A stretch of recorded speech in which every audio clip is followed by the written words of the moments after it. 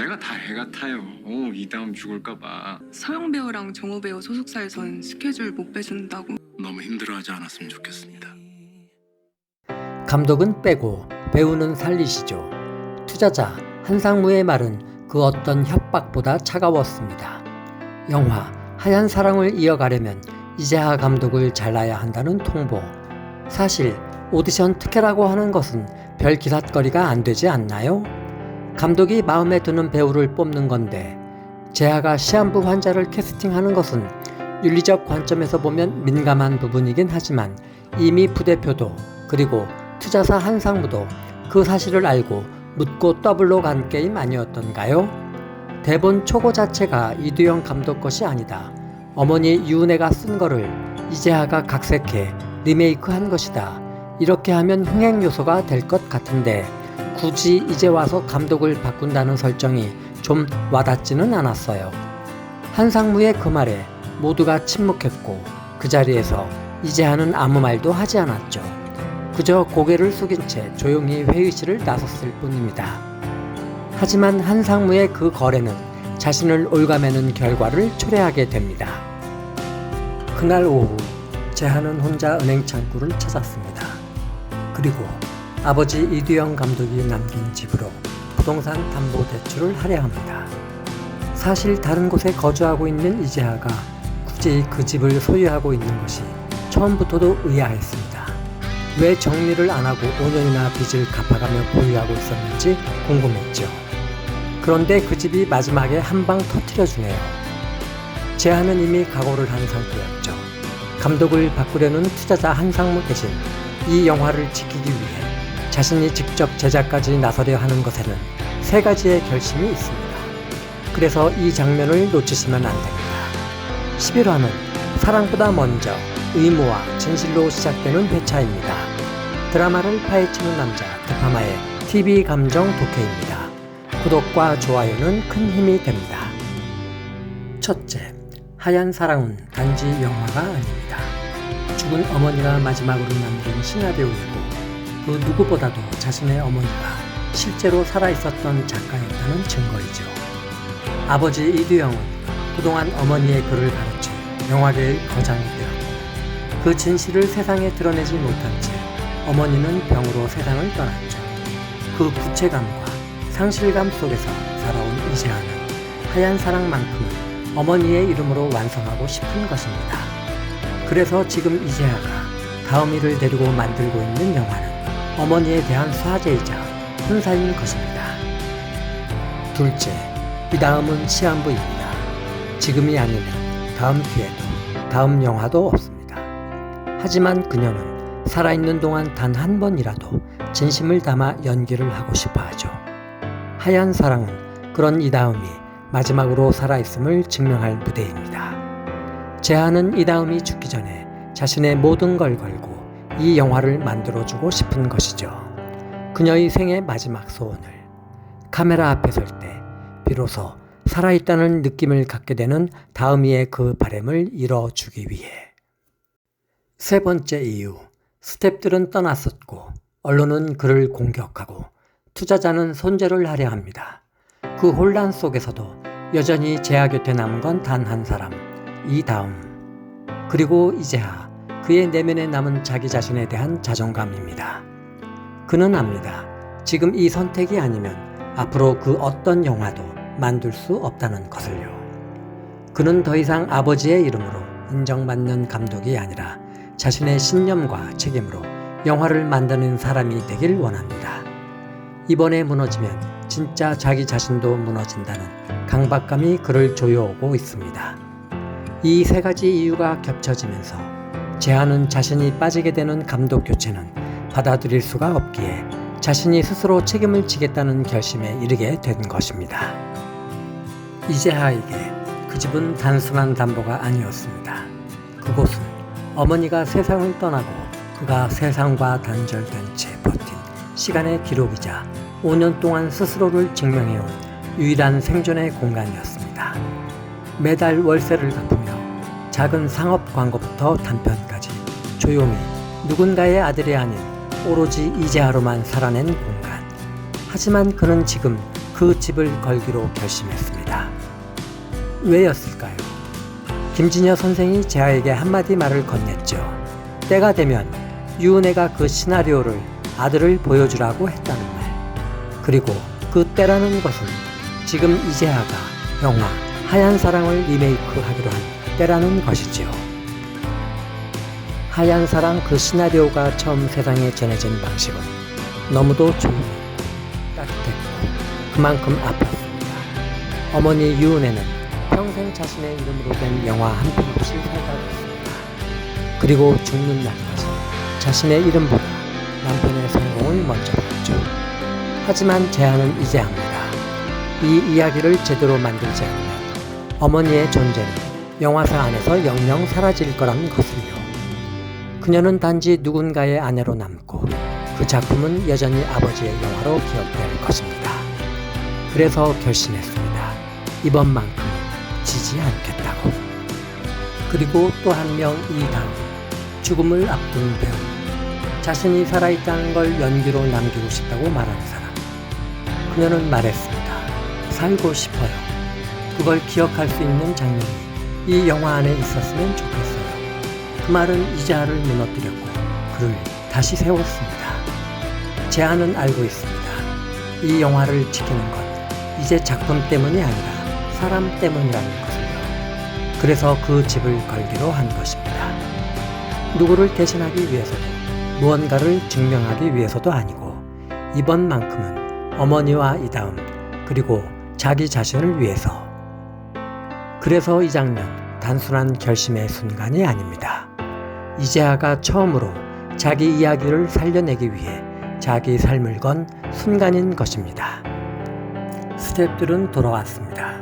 하지만 부대표 부승원은 끝내 재하를 바라보지 못합니다. 정말 그거 터뜨릴 거야? 그걸 터뜨리면 네 아버지만 무너지는 게 아니야. 이 영화 자체가 무너질 수도 있어. 그는 알고 있습니다. 이두영이라는 이름은 아직 영화계에서 신화입니다. 그 이름을 정면으로 부정한다는 건 업계 전체와 맞서는 일이나 다름없다는 걸. 이재하는 조용히 말하죠. 아버지 이름 덕분에 시작했지만 이제 그 이름을 빼고도 끝낼 수 있어야 그게 내 영화겠지. 부승원은 답하지 못합니다. 그가 처음 재하를 데리고 영화 일을 시작했을 때 그건 이두영 아들이란 이유만은 아니었습니다. 그 안에 있는 어떤 단단한 결핍, 정말 영화를 만들지 않고는 못 버틸 것 같은 절박함, 그걸 믿었기 때문이죠. 하지만 지금 그 결핍이 정면 돌파라는 이름의 폭주로 변해버릴까봐 그는 두려운 것입니다. 그리고 그 사이 한상무는 움직이기 시작합니다. 비공식적으로 후임 감독과 미팅을 진행하고 계약서에서 위약 조항을 점검합니다. 그리고 부대표 몰래 감독 교체 예정이라는 소문을 언론 쪽에도 슬쩍 흘립니다. 재하는 아직 이걸 모릅니다. 그는 지금 영화만 보이고 이 다음만 생각하고 있거든요. 하지만 진짜 질문은 이겁니다. 과연 지금의 재하가 모두를 지킬 수 있을 만큼 단단해졌을까? 이 말 그냥 지나치지 마세요. 11화의 갈등은 바깥이 아니라 가장 가까운 사람의 망설임에서 시작됩니다. 한상무는 넥타이를 잡아당기며 자리에 앉지도 못한 채 대뜸 소리부터 질렀습니다. 이게 지금 뭐하는 짓이야? 내가 여기에 쏟아부은 돈이 얼만 줄 알아? 이재하는 무표정하게 말하죠. 60억이죠. 알고 있어요. 그리고 조용히 계약서를 한 장 내밉니다. 이건 제 자산 담보 대출 승인이 완료된 서류입니다. 제 이름으로 60억 전액 충당합니다. 한상무의 얼굴이 붉게 변합니다. 지금 네가 나를 제작에서 내쫓겠다고? 쫓아내는 게 아니라 돌려드리는 겁니다. 이 영화 제 이야기예요. 제 손으로 끝까지 책임지겠습니다. 부대표가 침묵을 깹니다. 한상무님, 죄송합니다. 회사 측은 이재하 감독의 제작 권한 위양에 동의했습니다. 한상무는 주먹을 들끈지며 조 감독을 노려봅니다. 야, 너 네가 부추긴 거지? 너 따위가 무슨... 아직 끝난 거 아니다. 어디 두고 보자. 그가 씩씩대며 나가려던 그때 재하가 마지막 말을 던집니다. 참, 하나 더요. 부대표가 태블릿을 테이블 위로 밀어넣습니다. 화면에는 갓 올라온 속보가 떠 있습니다. 단독, 유은혜 작가, 유작, 하얀 사람. 실제 각본은 남편 이두영 아닌 유은혜 단독 집필. 저작권 상속인 이재하, 제작, 독점권 확인. 한상무가 멈칫합니다. 재하의 목소리가 또렷합니다. 이 영화의 시나리오는 어머니의 유작입니다. 법적으로 상속자인 제가 저작권을 갖고 있어요. 그 누구도 제 허락 없이 이 시나리오를 사용할 수 없습니다. 물론 한상무님도요. 한상무는 아무 말도 못한 채 그대로 돌아섭니다. 폐허가 된 투자자의 체면, 그리고 잃어버린 권력 앞에서 그가 짓는 마지막 표정은 분노도 아닌 완전한 패배였습니다. 이 장면 그냥 넘기시면 안 됩니다.